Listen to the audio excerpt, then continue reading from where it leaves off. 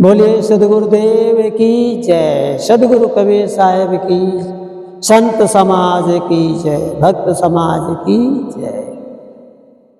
गुरुर्ब्रह्मा गुरुर्विष्णु गुरुर्देव महेश्वर, गुरु साक्षात् परब्रह्म तस्मै श्री गुरुवे नमः।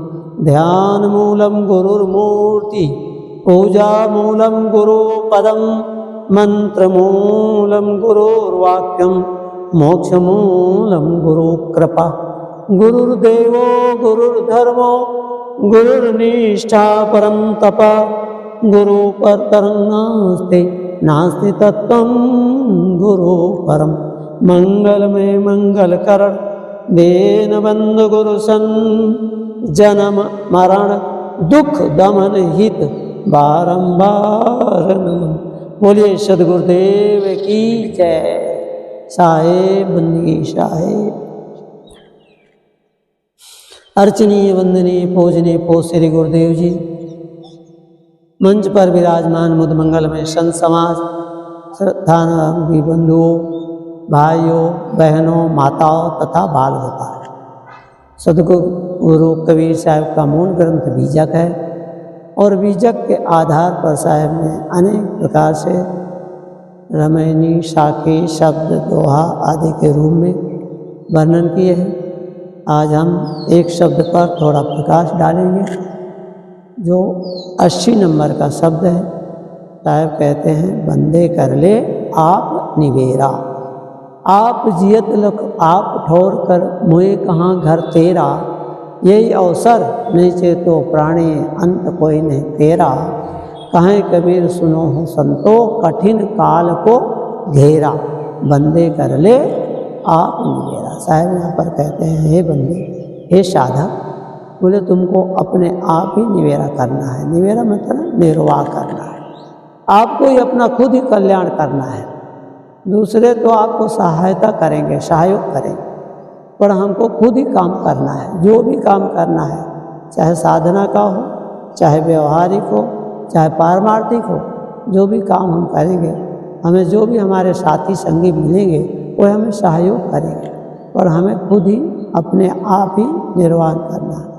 जैसे कैसे अपने आप करना है, जैसे मान लो हम कमरे के अंदर बैठे हुए हैं और कमरे को अंदर से कुंडा लगा दिए हैं, साकर बंद कर दिए हैं। अब बाहर की साकर भी कोई बंद कर दिया है, तो अंदर का जो है, बाहर का जो है, वो बाहर की तो साकर कोई भी खोल दे, परंतु अंदर की कौन खोलेगा? बोले अंदर की हमें स्वयं खोलना पड़ेगा, और जब हम खोलेंगे तभी हम बाहर निकल सकते हैं। तो यहाँ पर ये भाव है कि माने बाहर की साकर क्या है, माने इसमें हम बंद हैं। माने संसार में सबसे बड़े 2 जाल माने गए, खानी जाल और वाणी जाल। इन जालों में हम बंद हैं, सभी लोग बंद पड़े। कोई खानी जाल में बंद है और कोई वाणी जाल में बंद है। तो इन बंधनों को तोड़ने के लिए बोलते हैं खानी जाल और या वाणी जाल, जो भी बाहर के बंधन हैं वो हमें सदगुरु तोड़ देंगे, बतला देंगे, आप उनसे आप निकल जाओगे, आगे हो जाओगे। परंतु अंदर जो हमारे जाल है, मन में मोह है, ममता है, राग द्वेष है, जो अनेक प्रकार की कला कल्पनाएं हमारे मन में बैठी हैं, उनको कौन निर्वाह करेगा? उनको हमें खुद ही निर्वाह करना पड़ेगा। इसीलिए यहाँ पर साहब ने बहुत सुंदर कहते, बंदे कर ले आप निवेरा। आप अपने आप का निर्वाह करिए। निर्वाह किससे करना है? बोले हम पहले ये समझे कि हम बंधे किस में। जब तक हमें बंधन नहीं पता नहीं चलेगा तो हम छोड़ेंगे कैसे? तो साहब कहते हैं, हम सब बंधे, माया मोह बंधा सब लोई।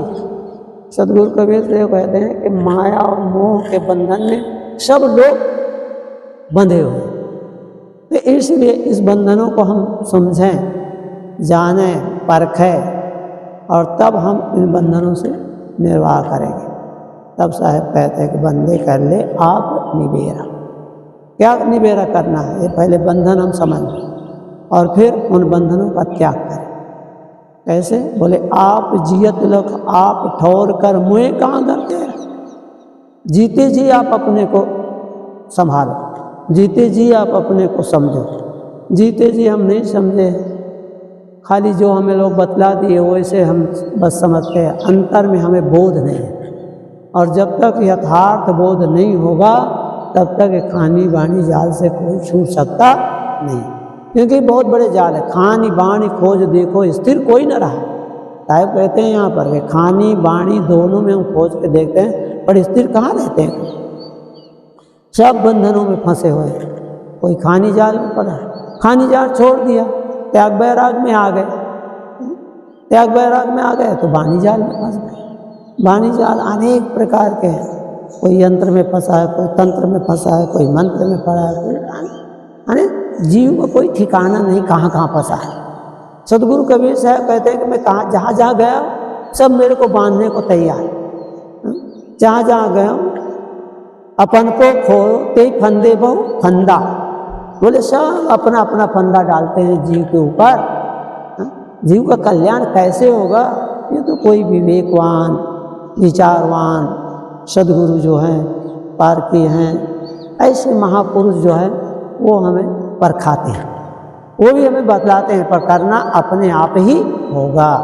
इसीलिए साहब यहाँ पर कहते हैं जहाँ जहाँ गए अपन को खोते फंदे बहु फंदा। बोले कैसे लोग फंदा डालते, बोले सबसे पहले योगी लोग हमको मिले, वो कहते बस योग करो, साधना करो, यह करो, प्रेम करो, बोले तुम्हारा कल्याण हो जाए। अब योग का पता है कि भाई योग किसे कहते हैं, योग की बड़ी लंबी चौड़ी व्याख्या है।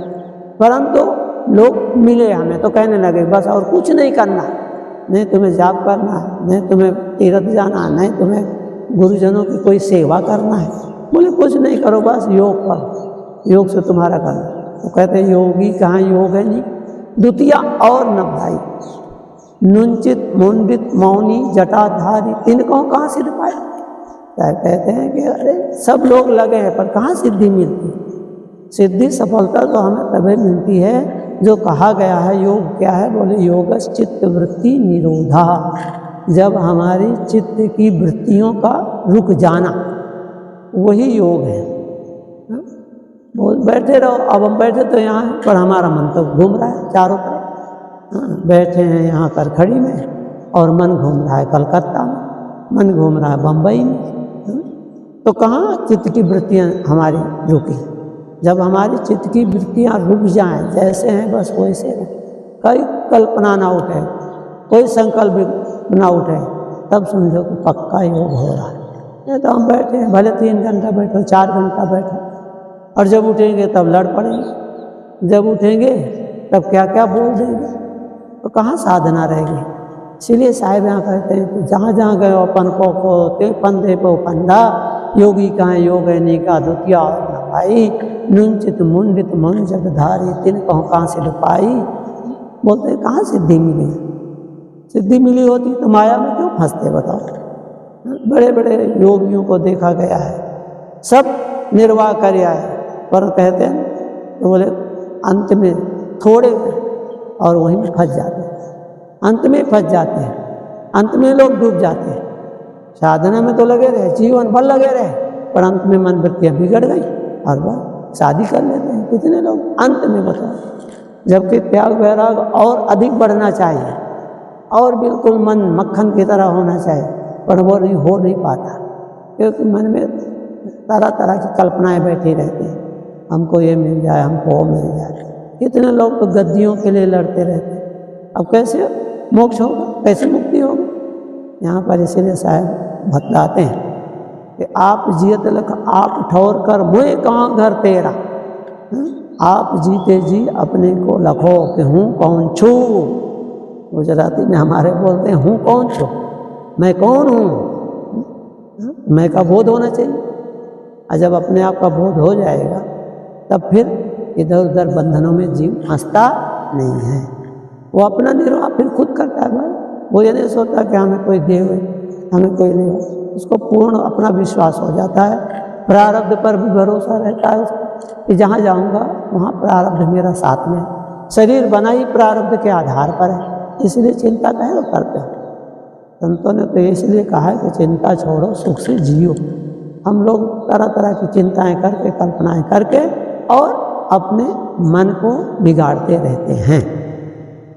इसलिए यहाँ पर साहब कहते हैं आप जियत लग, अब आप मतलब जीते जी आप अपना कल्याण करोगे। जियत न करो मुँह खातर हो, जीते जो न करे, जीते जी नहीं कल्याण किया तो मरने पर क्या कल्याण हो। तो आप जियत लग, आप ठौर कर, अपना ठौर माने ठिकाना, रहने का, बसने का, कहाँ जाओगे, क्या करोगे, ये सारी बातें समझना पड़े। नहीं समझाने तो क्या बोले, साहेब साहेब सब कहाँ हैं, मोही अंदेशा और साहेब से परिचय नहीं तो बैठोगे कहीं ठौर। साहेब को तो समझते नहीं कि साहेब हैं कौन। तो साहेब है अपना चेतन स्वरूप जो सबको जानता है, सबको परखता है, सबको मानता है, और सबसे अलग रहता है।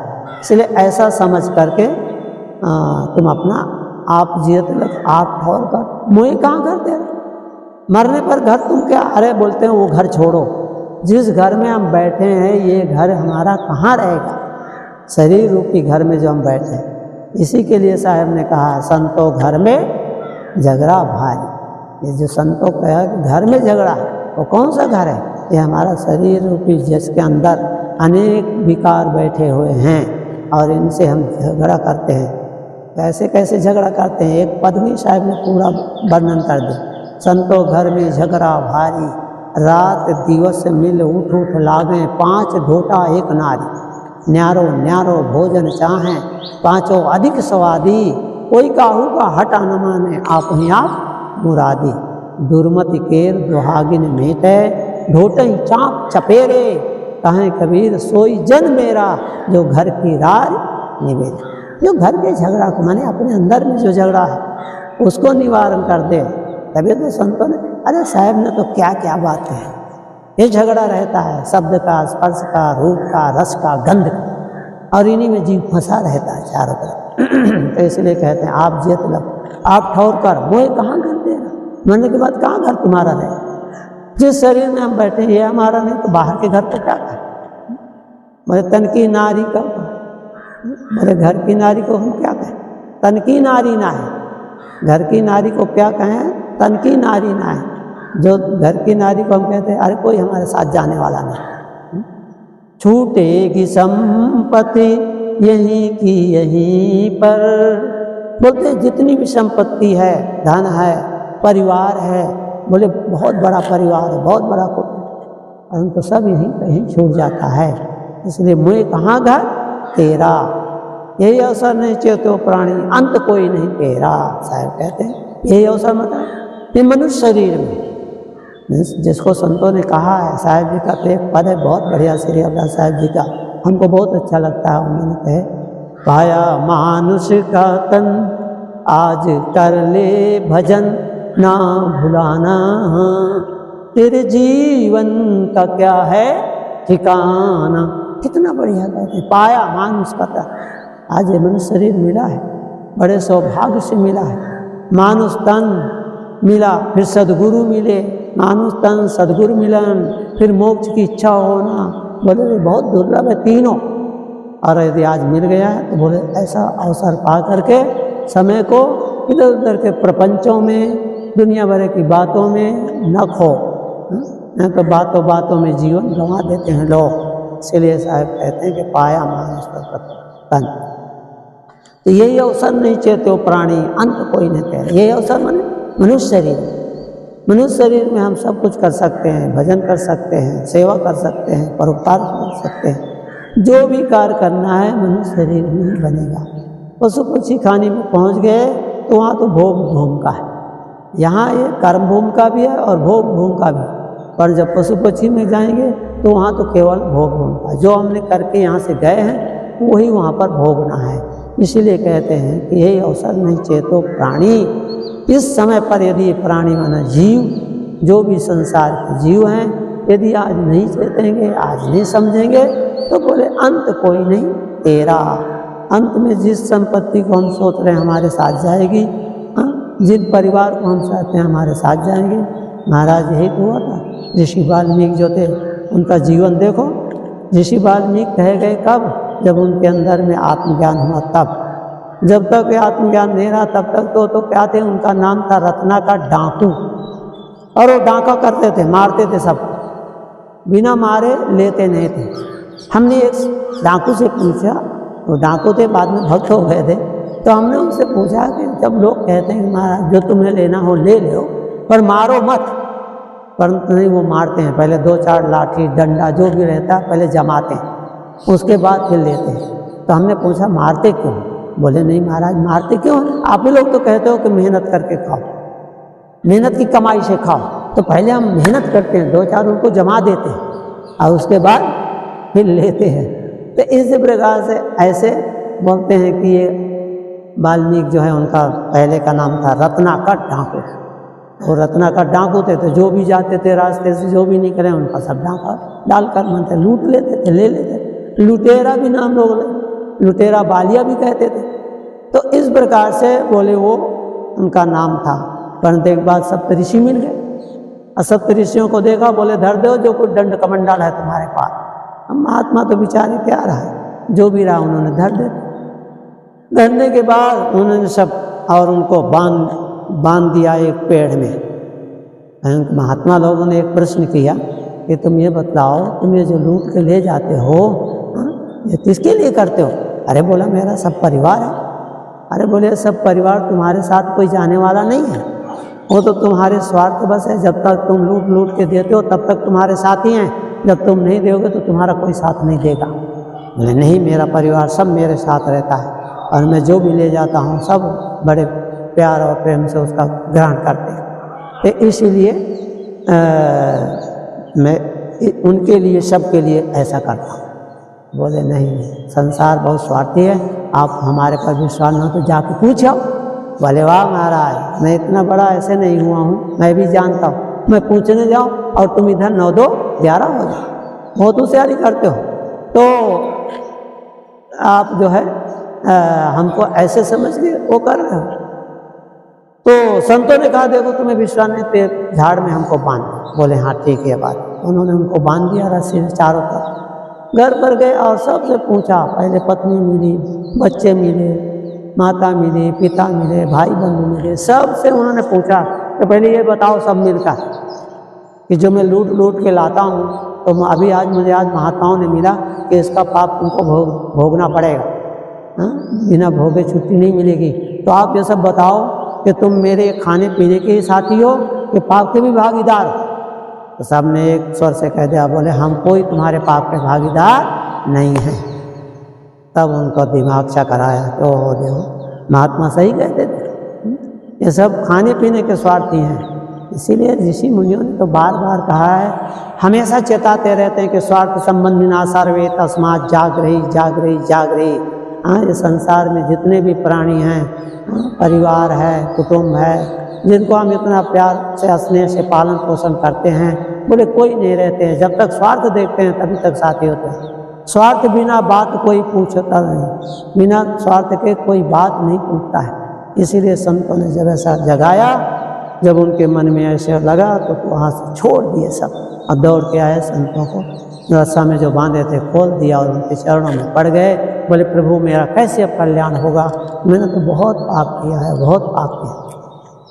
संतों ने कहा कोई बात नहीं, भगवान के नाम में इतनी शक्ति है कि तुम्हारे सब पाप कट जाएंगे। तो उन्होंने कहा क्या करूं? बोले तुम राम का जाप करो, राम राम बोलो। उन्होंने बोला महाराज राम राम तो मुझे आता नहीं। तो बोले क्या आता है? बोले मैं तो यही देखता था मरा कि नहीं मरा। मैं यही मार करके देखता था कि मारा कि नहीं मरा, बस यही मुझे मरा आता। तो उन्होंने कहा कि अच्छा मरा जानता हूँ। मरा करते करते संतों ने कहा कि वो राम राम कहने लगा। परंतु यहाँ पर भाव बहुत है, इसीलिए कहते हैं संतों के वाणियों में सब में रहस्य है, रहस्य भरा हुआ है। यहाँ पर हम समझ नहीं पाते। कहते हैं ज्यों केले के पात में पात पात पर पात, तो संतों की बात में बात बात पर बात। ये संतों की वाणी है, ये रहस्य में है। उन्होंने कहा कि देखो तुमको राम राम जपना नहीं आता, मरा आता है। तो बोले तुम ये समझो, क्या समझो? बोले ऐसा थोड़ो कि राम राम कहना ना आवे। आप देखो एक तोता पक्षी होता है सुग्गा, उसको भी लोग जपाते हैं तो वो भी कहता है राम राम, ऐसा बोलता है, बहुत साफ साफ बोलता है। तो ऐसा नहीं कि उनको राम राम। संतों ने उनको कहा कि देखो तुम कहते हो मारा, मारा कि नहीं मारा। तो उन्होंने उनको बोध दे दिया कि बोले देखो जिसने मारा वो मरा, जिसने मारा वो मरा, अर्थात आपने शरीर से मारा है तो शरीर भी तो मरने वाला है, एक दिन छूट जाएगा। पर वो जो राम है आपके अंदर बैठा हुआ है वो राम कभी मरने वाला नहीं है, ऐसा बोध दे दिया। और जैसे बोध दिए तैसे वो तपस्या में बैठ गए और इतनी तपस्या किया कि उनके शरीर में कहते हैं कि बांबी यानी दीमक लग गया पूरा शरीर। और फिर अंतिम में उनको जब होश आया बाहर निकले उससे, इसलिए उनका वाल्मीकि भी नाम पड़ गया। वाल्मीकि उसको बोलते हैं जिसमें दीमक बड़ा बड़ा लगा देता है, जंगलों में आप देखो तो बड़ा बड़ा घर बना देता है, तो ऐसे वाल्मीकि ऋषि बन गए। तो उनका गोस्वामी तुलसीदास जी ने बहुत सुंदर लिखा कि उल्टा नाम जपत जग जाना अबाल्मीकि भव ब्रह्म समा। बोलते उल्टा नाम मतलब मरा मारा, अरे मरा माना नहीं, उनको ऐसा बोध हुआ, आत्मज्ञान हो गया। तो साहब यहाँ पर कहते हैं कि अंत कोई नहीं तेरा, हाँ अंत कोई नहीं तेरा, जिस पर तुम अपने को अहंकार करते हो वो अंत में तुम्हारा कोई साथ देने वाला नहीं है। इसलिए कहें कबीर सोई, कहें कबीर सुनो हो संतो कठिन काल को घेरा। साहब ने इसलिए कहा काल का घेरा क्या है, बहुत कठिन है। वो बड़े बड़े ऋषि मुनि सब फंसे रहते हैं। काल का माने कल्पना, कल्पना माने वाणी जाल, ये वाणी जाल में खानी वाणी खोज देखो स्थिर कोई न रहा। ये खानी जाल और वाणी जाल ये बहुत विकराल जाल है। वहाँ अभी कुंभ मेला अगले वर्ष आएगा, आप लोग प्रयागराज में आओगे तो देखना वहाँ पर एक जाल डाल दिया जाता है जिसको कहते हैं महाजाल।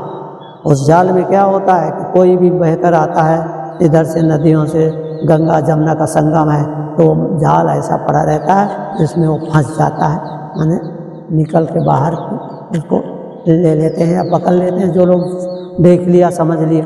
तो वहाँ पर लगे रहते हैं सब लोग, उसको बोलते हैं महाजाल। तो इसी प्रकार ये खानी बाणी दोनों महाजाल है, और इन महाजालों से हम तभी छूटेंगे जब आपको आत्मबोध होगा। इसीलिए यहाँ पर साहब कहते हैं काहे कबीर सुनो हो संतो। साहब ये संतों को भक्तों को ही संबोधन करते हैं, साधकों को ही संबोधन करते हैं। इसीलिए बोलते हैं काहे कबीर सुनो हो संतो कठिन काल को घेरा।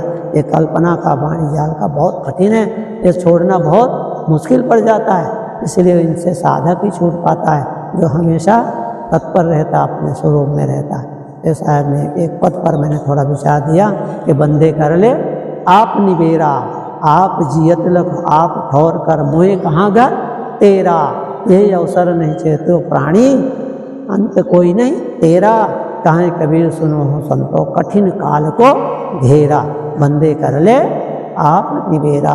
इन्हीं शब्दों के साथ हम अपनी वाणी विराम देते हैं। आप सबको बहुत बहुत धन्यवाद। बोलिए सद्गुरुदेव की जय। साहे